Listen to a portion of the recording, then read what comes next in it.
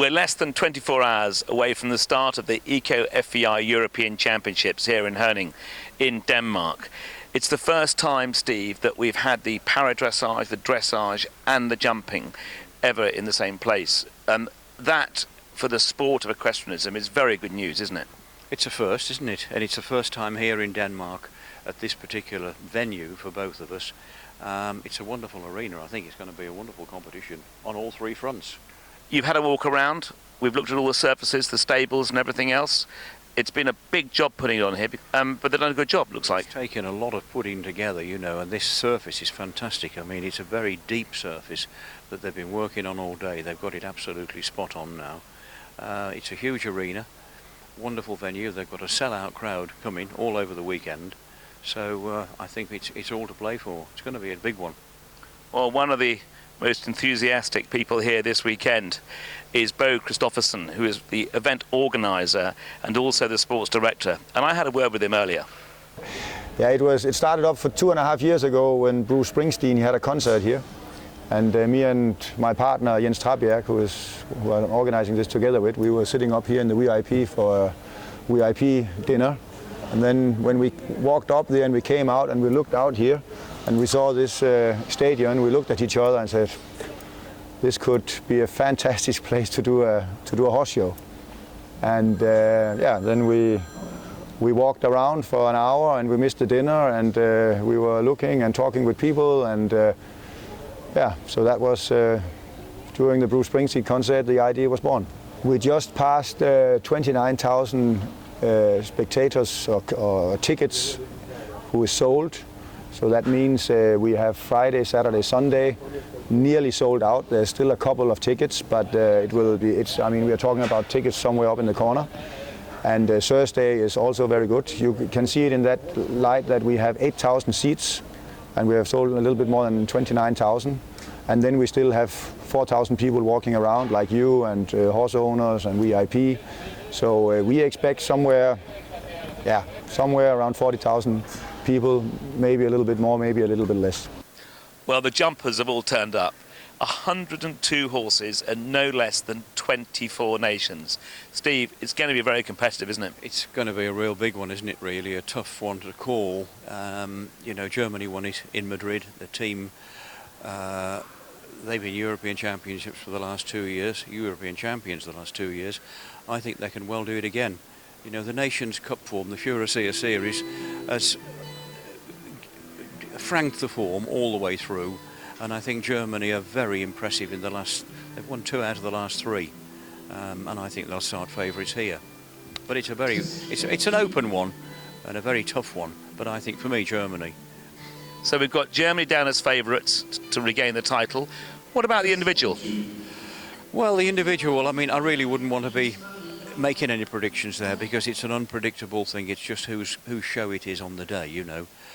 Talking about Germany being team champions, the previous individual champion, Goran Bengtsson, I mean, he would have a decent chance. We actually caught up with him earlier on and asked him about his chances. I'm starting Casal Ask this weekend. Record? Yeah, he has a very good record. He has been, of course, number 2 after Ninja that time, and not been able to come up and prove what he could do in a championship. We had our chance in London last time, but unfortunately I have an overreach for the final day, and he was lame and I could not start. So I really hope that this is the time when he can show himself what he can do. It would be nice to win back-to-back Europeans, wouldn't it? That would be very nice, of course, but that hasn't been happened for many years. And we know everybody is very keen to win here. There's many who can win. And the game gets harder every year, doesn't it? It does also. There is so many horses now who can jump the big tracks and the difficult tracks. They are in the way of short time allowed and technical, very thin poles, very light cobs. The horse has to be nearly perfect to do all these things.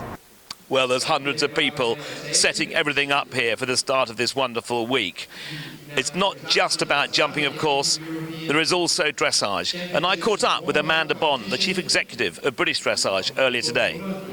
We came into this championships, our original team, we obviously had Vallegro and Charlotte, we had Carl and Utopia, and then we had Laura B, or Laura Tomlinson as she is now, with Mistral Horace. So we had 3 of our team, Olympic team horses from last year. Plus we also then had Michael Eilberg, who's coming in onto the team for the first time. Now, unfortunately, Laura's horse wasn't quite right, so just at the end of last week we had to withdraw Alf, as he's known, which is a real shame, but you know, that horse has been such an amazing servant to the sport that he's not worth risking. You know, he's fine, but he just wasn't quite right and not quite ready.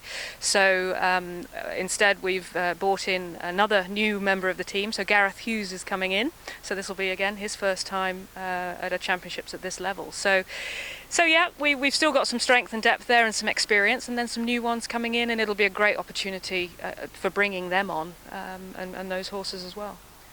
Well, Amanda and British Dressage have clearly had a very successful couple of years. But Steve, Laura not being in the team here, that's a blow. A serious blow, you know, to take out someone like Laura Tomlinson. But it gives other people a chance, you know. For example, young Michael Eilberg, he's never been on a team before like this. Great pedigree for the job. Father Ferdy, wonderful trainer, wonderful rider. So he knows what it's all about. He won't be fazed by the pressure. Could get a nice result. Who knows? Well, time will tell whether Great Britain can retain their title from 2 years ago. But in para-dressage, Great Britain have always dominated. And 2 years ago at the Europeans, there was one medal they didn't get, and that was won by a young lady from the home nation in Denmark here. And that was Stinna Tange. Stinna, still just 19 years old, and we had a chat with her. 2 years ago, I won a gold medal in the freestyle on my pony back then, who sadly died a month later. But we're here again. I'm here on a new horse. I just had it for 4 months, and it's going to be exciting. I'm really looking forward to it. Now, to have the para-dressage alongside the dressage and jumping and running concurrently exactly the same time, that must mean an awful lot for the para-dressage teams. Exactly. It means so much. It's like we're more a part of the whole Christian world, and it's really a recognition of our sport, and we're all really happy that it is like that. You know, it was as well in Kentucky in 2010. It was such a big experience for everybody, and I think it's important for our sport. So yeah, it's a big deal. The para-dressage will be available throughout the week on video on demand, and we have live coverage of both the Blue Horse FEI European Dressage Championships and the PSI FEI European Jumping Championships. And Steve, we start with jumping tomorrow. Yes, the speed leg tomorrow, and then there's 2 legs of the team competitions, Wednesday and Thursday, rest day Friday, individual Saturday. What an action-packed week we've got ahead here in Herning. So join us live throughout the week. Check the timetable on the website. So from me, Phil Gazala, and from Steve, it's good night for us here in Herning. We look forward to joining you later in the week.